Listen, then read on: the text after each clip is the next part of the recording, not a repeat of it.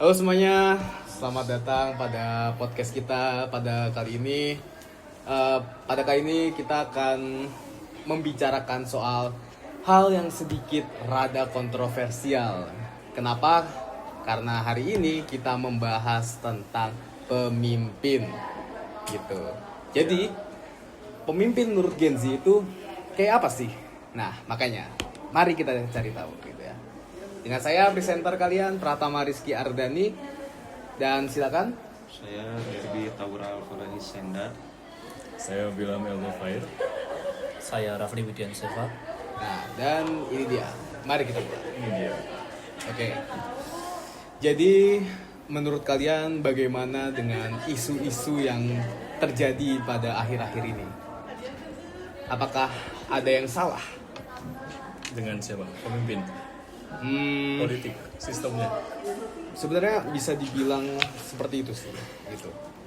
Menurut saya sih dari yang salah itu bukan cuma pemimpinnya ya, dari sistemnya juga itu dari awal tuh sudah ada yang salah itu pasti. Karena kalau sistemnya bagus, kalau pemimpinnya itu sampai korup, kalau sistemnya bagus itu sistem bisa menghukum si pemimpin itu. Iya sih, betul-betul. Tapi tidak ada hukuman bagi pemimpin. Tidak ada hukum yang mampu Iya. mengatasi hal itu ya. Sebenarnya ada hukum, cuman di negara kita ini sekarang hukuman itu tajam ke bawah. Kalau di atas itu tumpul. Itu yang betul. masalahnya. Gue setuju. Jadi seakan-akan kalau hukum itu hanya berlaku untuk orang-orang bawah, melainkan tidak berlaku untuk orang-orang yang di atas, gitu ya. Ya, seperti itu. Menurut saya seperti itu. Ya. Saya setuju ya. Saya setuju dengan statement Anda kalau misalnya memang hukum itu pada dasarnya itu emang dititik beratkannya kepada rakyat-rakyat kecil gitu, bukan hanya kepada merata gitu kan ya. Emang itu hal yang sangat disayangkan, apalagi di Indonesia seperti ini. Kita semua tahu ya. Juga gimana dengan pendapatmu, Seva? Ya, gimana ya? Menurut saya sih pemimpin sekarang lebih mementingkan pemimpin-pemimpin lainnya dibandingkan rakyat sekarang. Berarti maksudnya kayak lebih mementingkan teman-temannya ini gitu. Iya. Betul sih, betul. Nah, gimana nih menurut kamu? Ya, kalau menurut saya sih ya kurang lebih sama ya dari sebelumnya yang disampaikan oleh saudara Bilam. Ya, dimana pemimpin itu mementingkan diri sendiri, sekelompok ya. Jadi masuknya oligarki gitu. Oh, suatu hal yang oligarki ya. Betul. Nah, kalau menurut kalian nih, itu pemimpin yang ideal itu seperti apa harusnya? Kalau menurut saya sih ini kita balik ke agama lagi ya. Nah, Kalau di agama itu pemimpin itu harus jujur dan harus transparan kepada siapa yang dia pimpin itu. betul. Jadi pemimpin itu kalau mau melakukan sesuatu tuh, dia tuh harus menanyakan juga kepada orang-orang yang dipimpinnya, apakah hal yang dia lakukan itu baik atau buruk. Karena kalau seperti di Indonesia ini, yang hukumnya saja sudah bobrok ini, pemimpin itu seakan-akan dibiarkan melakukan suatu kesalahan juga. Soalnya tidak ada hukuman yang pasti. Itu sih masalahnya. Betul. Oke. Kurang kejujuran. Jadi kejujuran, amanah, dan juga fatonah, gitu ya. Iya, bisa dibilang gitu. Bisa dibilang begitu. Kalau menurut saudara Seva sendiri? Ya, gimana ya? Sama yang disampaikan oleh Saudara Bilam. Ya nggak apa-apa. Saudara Bilam. Pemimpin harus mencontohkan untuk rakyat. Harus mencontohkan sih. Mencontohkan untuk rakyat. Oh, berarti sosok pemimpin yang harusnya ideal untuk masyarakat kan pastinya bisa memimpin orang-orang banyak ya. Juga memenuhi kebutuhan dari kalangan yang dipimpin tersebut gitu. Iya, menunjukkan dengan aksi. Betul. Nah, gimana nih saudara Derby? Maaf tadi pertanyaannya apa sih? Lupa lagi. Nggak, jadi ini kalau menurut Anda sendiri, kalau misalkan pemimpin yang ideal gitu, pemimpin yang ideal itu harusnya seperti apa? Kalau menurut saya sih simpel aja ya, mencontohkan apa yang diajarkan oleh agama Islam. Tapi kan gini, Mas Ayan, Saudara Depi ya, kalau kita melihat hanya dari agama, Indonesia sendiri kan bukan agama Islam. Indonesia sendiri kan agama bukan negara yang agamanya itu banyak gitu. Jadi mayoritasnya memang Islam, tapi emang kita harus melakukan hal yang toleransi dan beragama gitu. Kalau misalnya cuma dari sudut pandang Islam, emangnya ini ya hal yang baik gitu? Mungkin bisa diperhalus ya. Diperhalus. Ya. Jadi hilangin gitu. Jadi menghilangkan syariat Islamnya gitu, seolah-olah dihilangkan, padahal kan di syariat Islam tuh bagus.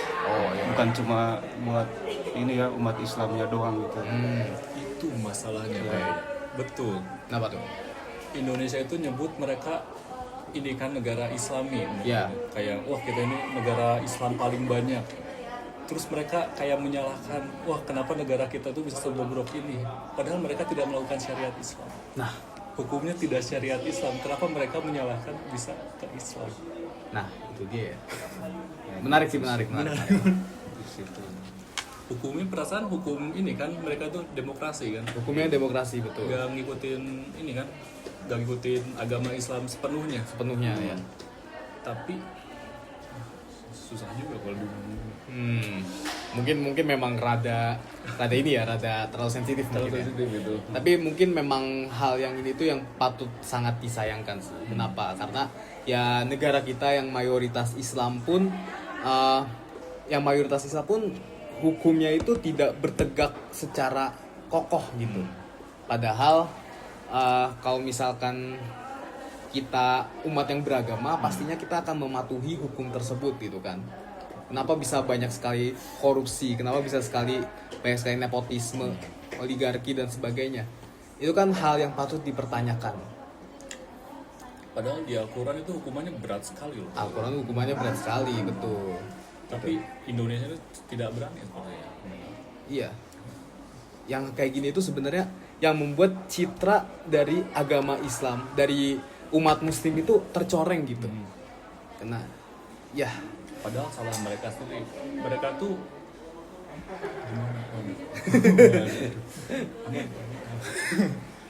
ya segimana gitulah. Mereka tuh ya. Oh ya, sebelumnya saya mau konfirmasi dulu, di sini saya tidak menyalahkan agamanya, tetapi kita menyalahkan oknum yang mengaku menganut agama tersebut ya. Oke.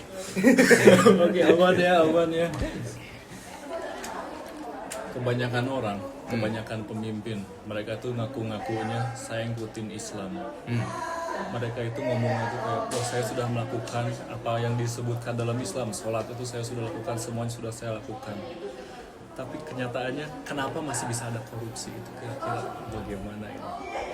Kalau menurut saya ya, kalau mereka emang sudah melakukannya dengan baik dan benar itu, kalau ibadahnya sudah tidak bolong-bolong dan ya suka sedekah dan lain-lain itu, korupsi itu tidak bakal terpikirkan sama sekali. Soalnya Islam itu selalu mengulang-ulang kalau yang melakukan itu pasti masuk neraka. Tapi mereka tuh melakukan, udah masuk sebagai pemimpin, mereka dapat tanggung jawab, bukannya melakukan tanggung jawab mereka malah menggunakan hak orang lain. Mereka itu seperti melupakan agama itu. Kira-kira dari mana? Kamu tahu nggak? Masalahnya dari mana? Masalahnya? Apakah itu orangnya? Apakah emang dari kecil diajarkan seperti itu? Gimana? Kalau menurut saya ya, di Indonesia itu kenapa orang yang mengakunya beragama melakukan hal yang seperti itu? Sebenarnya itu secara tidak langsung itu dari faktor ini, kesempatan. Kenapa? Karena dia mendapatkan posisi yang paling tinggi, mendapatkan posisi yang tinggi di suatu kepemerintahan gitu kan, yang dimana mereka sudah diberikan amanah untuk bagaimana apa ya bahasanya? Melaksanakan apa? Bukan melaksanakan, mensejahterakan apa yang jadi tanggung jawabnya begitu. Nah, karena mereka sudah diberi kesempatan, diberikan kepercayaan, pastinya kan ada ini dong, ada apa sih namanya? Ada kayak dana yang masuk gitu dari pimpinan pusat, Pemimpin. dari pemimpin gitu kan, dari kepemimpin lain kan, maksudnya ya gitulah. Ya itu kan orang yang punya iman yang kuat harusnya gitu, pasti kan amanah gitu. Cuma karena budaya kita sudah seperti itu, mungkin itu sulit untuk dilepaskan begitu. Gimana? Aduh, tadi agak keputus otaknya. Ngomongin tentang apa? Soal ini apa namanya? Gimana kepemimpinan korupsi itu gimana gitu? Ini deh, kamu bayangin udah jadi kemarin apa yang korupsi itu yang ibadah haji loh. Oh iya, yang ibadah haji betul. Itu udah dikasih suatu tanggung jawab yang sangat mulia, padahal itu bisa Betul. memberikan kesempatan ibadah haji untuk Iya. orang-orang Islam, tapi dia malah mengkorupsi uang itu. Padahal surga sudah di depan, kenapa dia bisa terbutakan oleh uang? Gimana ya? Kayaknya nggak punya jawabannya untuk itu. Gitu. Ya, menurut kamu sendiri dah itu orangnya kenapa itu? Yang salah di mana itu kira-kira? Gimana ya? Saya sih nggak kepingin mikirin orang-orang yang kayak gitu. Mendingan saya lupakan saya. Cara pemikirannya, tidak ingin mengikuti. Ingin tahu kenapa dia kayak gitu, karena ya sudah tahu salah nggak. Iya. Bener sih.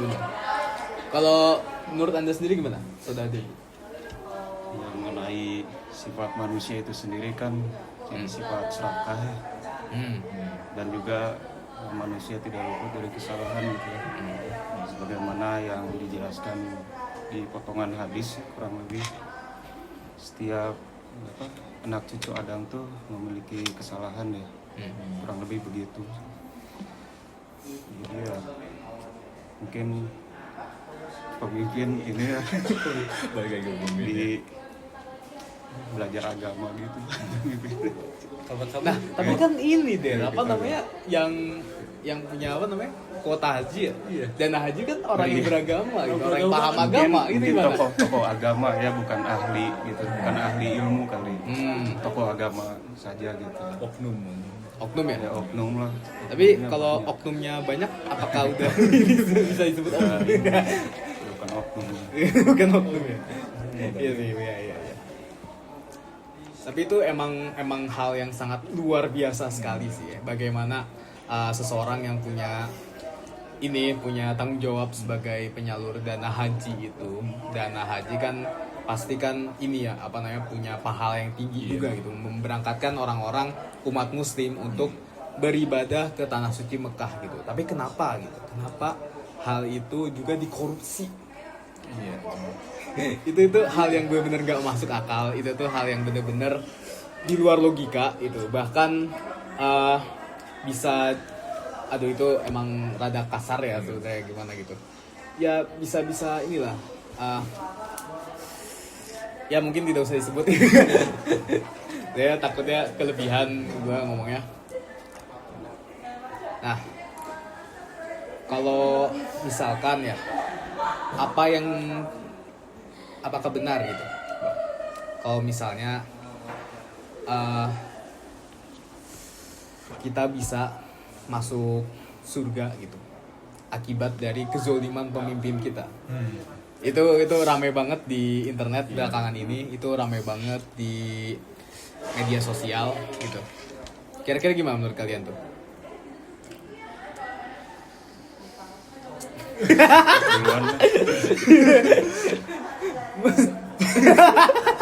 Saya berharapnya bisa. Nah, kenapa? Saya berharapnya bisa. soalnya gimana ya, saya tuh udah punya ini kan, apa namanya, udah berusaha ingin mempercayai negara ini. Soalnya bentar lagi kan katanya Indonesia emas tuh 2045 tuh. Jadi saya tuh udah, wah ini Indonesia pasti bagus deh. Tapi makin sini makin gak kelihatan emasnya di mana bahkan gitu. kamu tahu nggak, beberapa hari kemarin tuh saya pernah dengar berita orang-orang itu udah mulai masuk ke psikolog gara-gara stres karena negara Indonesia. Wah, iya, yang betul, benar. betul.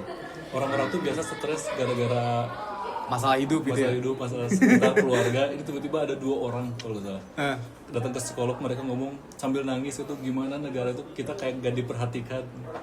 Itu kata saya bisa kita masuk surga lewat dari situ. Tapi kalau misalkan ada orang yang sampai harus ke psikolog gitu karena apa? Karena stres tentang bagaimana Indonesia ke depannya, itu berarti kan kita sebagai warga negara itu punya cinta tanah air yang besar gitu kan. Iya. Itu tuh sebenarnya sangat bener-bener ini ya, kacau sih. Kacau soalnya bagaimana kita sebagai rakyat, kita sebagai warga negara yang mempunyai rasa cinta yang besar gitu pada tanah air kita gitu, tetapi malah dihancurkan atau malah diperburuk oleh pemerintah yang zolim gitu. Iya kan, pemimpin yang zolim gitu kan. Iya. itu emang hal yang sangat kacau sih, memang benar. Gimana? Tadi pertanyaannya apa? Aku lupa. Ya apa namanya, kalau misalkan kita bisa nggak masuk surga karena pemimpin kita yang zolim gitu? Menurut saya sih harusnya bisa, karena ya kan bukan kita yang melakukan hal yang zalim. Kita sudah mencoba untuk apa sepenuhnya ya Kita. Kau mencoba apa?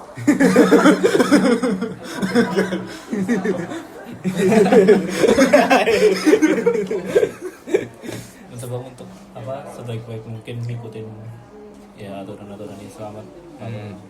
Ya begitulah. Gini deh, berarti kita tuh sudah mencoba melakukan kewajiban kita sebisanya. Ya, sebagai rakyat ya. Sebagai rakyat itu kita sudah mencoba melakukan apa yang kita bisa. Kan mereka itu beda, pemimpin itu. Ya. Itu tanggung jawabnya beda kan. Betul. Jadi ya harusnya bisa. Oke. Kalau menurut Anda sendiri gimana, Saudara Derby? Tadi ya dizolimi sama pemerintah. Kan doa orang yang dizolimi itu terkabulkan. Iya. Manjur kan, doa orang tersebut itu manjur gitu. Ya, berdoa sih. Berdoa. Jadi kita kayak berdoa semoga aja. gitu. Kita punya VIP pass gitu. Semoga. Lucu juga tapi. Tapi hal itu mungkin kemungkinan bisa terjadi. Kenapa? Ya karena kita yang dizolimi gitu kan. Kata Saudara Derby juga, dia kan orang yang terzolimi itu doanya itu kan sangat manjur gitu kan, sangat manjur gitu. Ya sebuah kemungkinan gitu. Itu lucu. Tapi lucu ya kalau misalnya beneran. Amin. Ya amin. Aduh, bener-bener dah. Jadi pemimpin gimana? Ya jadi mungkin bisa di-summarize kan, bisa di apa summarize tuh? Disimpulkan ya. Disimpulkan memang kalau misalnya pemimpin negara ini jauh dari kata ideal begitu. Namun kita bisa melihat dari bagaimana sosok pemimpin yang ideal dalam pandangan Islam atau dari pandangan agama manapun, yang dimana mereka harus punyai kejujuran, amanah, mengerjakan tanggung jawabnya gitu, juga fatonah gitu. Nah, ya dalam sih ini sebuah apa? Sebuah topik yang dalam, sebuah apa? Diskusi yang sangat-sangat luar biasa sekali. Terima kasih kepada Saudara Derby ya. Terima kasih banyak. Terima kasih kepada Saudara Bilam, dan terima kasih juga kepada Saudara Sevan. Dan itu dia. See you next time. Bye bye. Oh ya, Menurut enggak. Wassalamualaikum warahmatullahi wabarakatuh.